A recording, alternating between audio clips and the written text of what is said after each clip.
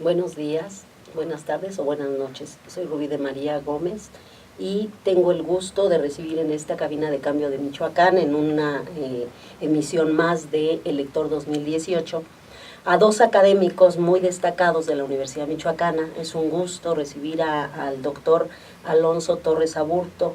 Él es historiador, ha sido director de la Escuela de Historia y ahorita nos va a platicar más de su experiencia. Y al doctor Mario Teodoro Ramírez Cobian, él es también doctor en filosofía, también ha sido director de la Facultad de Filosofía. Les agradezco mucho a ambos que me acompañen en esta ocasión. Gracias por la invitación. Pues el tema que nos convoca es precisamente el tema de las elecciones 2018. Yo quisiera que ustedes me platicaran un poquito acerca de cómo ven este proceso electoral, que es una elección muy particular porque es un proceso donde hay elecciones concurrentes y tenemos un cúmulo de candidatas y de candidatos a todos los diferentes niveles a los que se aspira. Y bueno, me gustaría conocer, y creo que es importante que la gente escuche también la palabra especialista de la gente que piensa desde el ámbito de la historia, desde el ámbito de la filosofía en esta ocasión. ¿Cómo ven este proceso electoral, doctor Alonso? Bueno, yo como historiador tengo efectivamente el vicio de comparar de inmediato, ¿no?, con algunas cosas que conocemos del pasado no muy lejano, de los procesos electorales, de los partidos políticos, y lo que yo subrayaría así de entrada, a reserva de otras cosas, por supuesto más adelante, sería que efectivamente por todas las modificaciones constitucionales y todo lo que está en juego ahora, pues son unas elecciones, digamos, extraordinarias en la cantidad de cargos que están en juego. Pero yo también agregaría que es, digamos, en las últimas 5 o 6 elecciones presidenciales, cuando más cercanos está en la posibilidad de que gane la presidencia, y ahora se dice que cargos al Congreso Federal, pues un partido que es de reciente creación, que también me parece sumamente novedoso, que un partido creado hace apenas 2-3 años, o reconocido 2-3 años, esté en esas posibilidades de ganar. ¿Te refieres a Morena? A Morena, por supuesto, sí. Bien, gracias, Teo.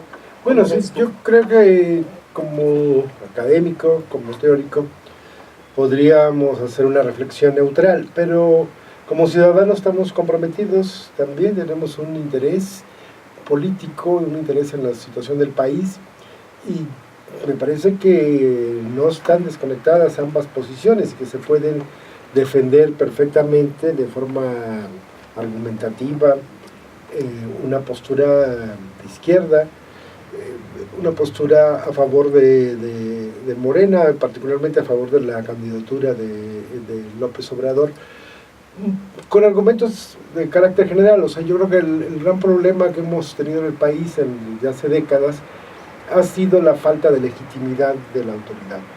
O sea, no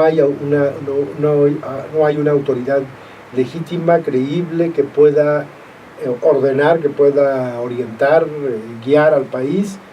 Y no es solamente una persona, sino todo un equipo alrededor de esa persona, toda una estructura de gobierno que tendría que funcionar de esta manera. Y yo creo que, bueno, también por otro lado, la democracia mexicana, el tránsito hacia la democracia, como sabemos todos o como podemos coincidir muchos, ha sido endeble, ha sido insuficiente, ha sido una democracia manipulada, controlada por la élite del poder o la mafia del poder, como dice López Obrador. Yo creo que estamos en la oportunidad, y eso también es muy importante, de un movimiento democrático, de un cambio democrático en el país. Pues suena muy bonito lo que ustedes dicen, pero yo acabo de ver y quiero recordarles, porque no me había dado cuenta, pero porque no veo mucha televisión y sobre todo no veo ciertos canales que tengo vetados. Pero lo cierto es que el otro día vi uno tras de otro, 3, así en secuencia inmediata, spots en contra de Andrés Manuel precisamente, en donde se vio la intensidad de la guerra sucia. Yo quisiera que me comentaran ustedes cómo sienten esto, porque la verdad es que esto que decía Teo, el proceso democrático, la evolución de esta posibilidad de hacer efectiva la democracia en México, se ha visto entorpecida en todas estas ocasiones precisamente por cosas como la guerra sucia, ¿no? Las mentiras con las que se presentan unos a otros candidatos. ¿Cómo lo ven ustedes? Bueno, yo creo que efectivamente la intención de echar mano a todos los recursos, sobre todo ilícitos, ilegales, sucios, etcétera, está constantemente, no ha sido la excepción esta elección. Pero yo creo que a diferencia del 2006, que es el caso más reciente, me parece que, como se dice, podemos coincidir mucho o poco, o no mucho, pero hay que mencionarlo, es el asunto de que ahora está más entre, no el coraje, yo no creo que sea tanto el coraje, que yo creo que sí hay parte de eso, sino todo la esperanza, ¿no? En términos de que la candidatura de Andrés Manuel puede ser el inicio de una serie de cambios en muchas cosas, ¿no? Ya comentó Teo en un sentido más amplio, pero yo creo que la guerra sucia no va a ser tan fundamental ahora para variar ya la intencionalidad del voto, y menos de aquí entonces, salvo que de veras pasara una cosa catastrófica en términos de esa tendencia. Yo espero que no tenga esa repercusión que sí tuvo en el 2006. ¿Estarías de acuerdo con Sí, sí, sobre todo porque ya se vio la experiencia, digamos, 2006, 2012, la guerra sucia que se operó entonces, pues que no funcionó, ¿verdad? La experiencia demostró lo contrario, o sea, que lo que fue un peligro para México fueron los gobiernos que tuvimos a partir de 2006 y desde antes, y desde mucho antes. Pero, digamos, ya no funciona la guerra sucia, ya la experiencia histórica hace, por lo menos a un sector de la población, adulto, etcétera, que se comparte también con los jóvenes recién llegados, que no están, que son mentiras, que son manipulaciones, y que López Obrador ha demostrado, ha mantenido su congruencia, su consistencia. Sin embargo, no hay que confiarse, ¿verdad? Como dice él mismo. Yo veo una desesperación de un sector político y empresarial por la llegada, por el avance muy grande que ha estado teniendo López Obrador. Otra cosa de cambio es sí un cambio en la actitud de López Obrador y de Morena. Se le ha llamado más pragmático, cuando no era muy pragmático también se le criticaba, pero es cierto que el país necesita un cambio de régimen, y eso se obtiene con una mayoría, y una mayoría importante, una mayoría fuerte, y la condición para esa mayoría pues es tener la mayor apertura que se pueda en cuanto a incorporación de personas y de grupos, etcétera. Y sí, ahorita es una pluralidad de posiciones dentro de Morena, es más bien un movimiento de apoyo a la candidatura de López Obrador por los sectores de los más disímbolos y dispares, ¿no? Desde el PES, pero también el PAN, expanistas, líderes del PAN, encabezando el apoyo a López Obrador por parte de todo un sector ahí del PAN. Realmente es una mayoría muy importante que muestra la necesidad del cambio, el acuerdo que hay sobre el cambio de régimen en México, ¿no? ¿Y qué piensan ustedes de las coaliciones? Es decir, platíquenos también, ustedes han manifestado ambos una postura clara frente a la posibilidad de un cambio a través de Morena y de su representante o su candidato, que es Andrés Manuel López Obrador. Pero ¿qué piensan de los otros candidatos? ¿Cómo los ven y cómo ven el hecho de que estén representando no a un partido, sino a varios?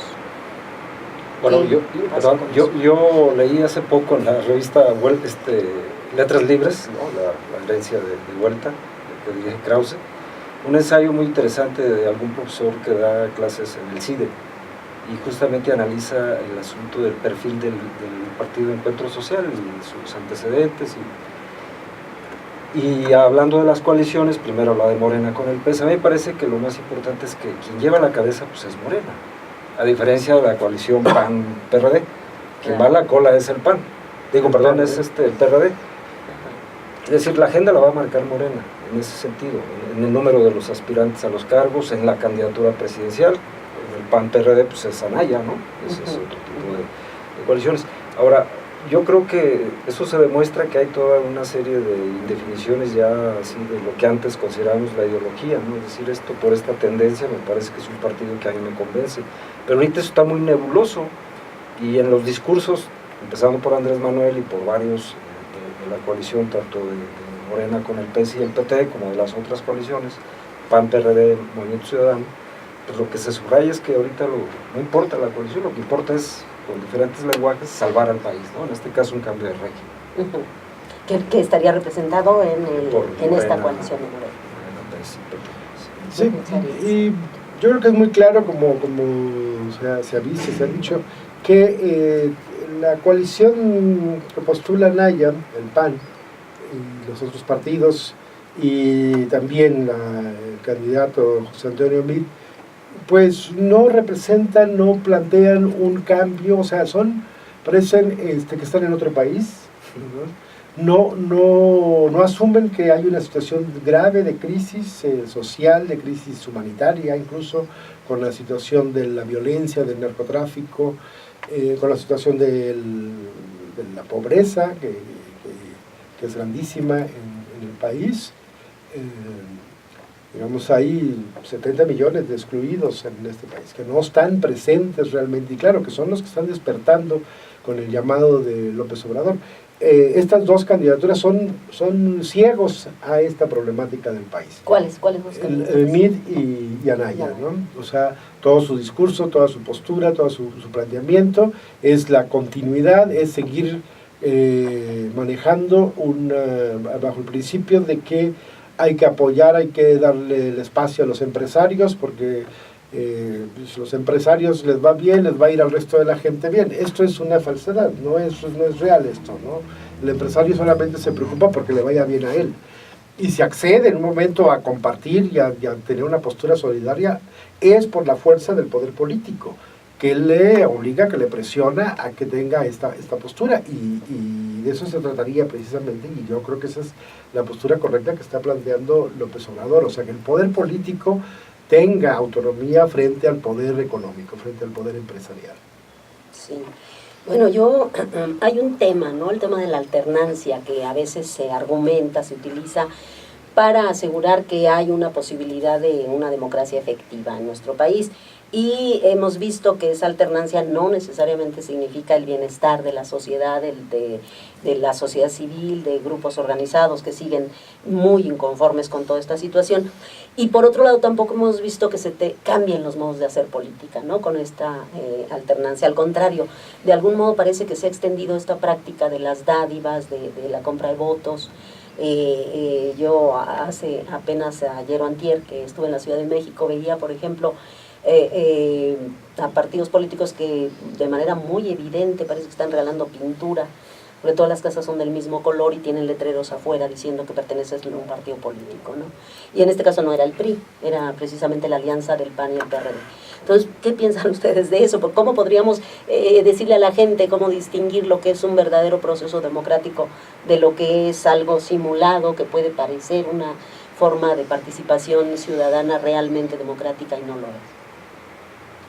Pues yo creo que una ventaja de la situación actual es esta amplia diferencia que tiene López Obrador, que tiene Morena, en todas las posiciones, no solamente en la presidencia, porque es la única manera en que se puede evitar el fraude.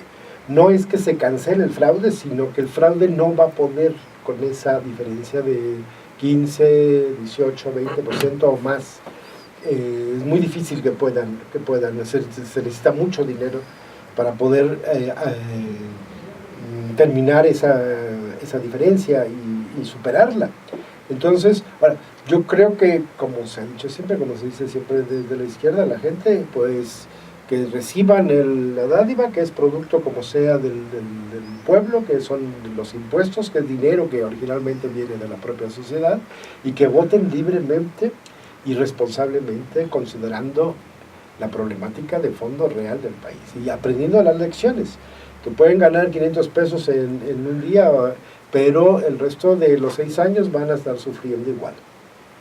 Sí, yo recuerdo que a partir de la elección, no la del 2000, sino la del 2006, fue cuando ya se empezó a usar mucho este tipo de prácticas clientelares, de dávidas, de todo este tipo de compra del voto, ¿no?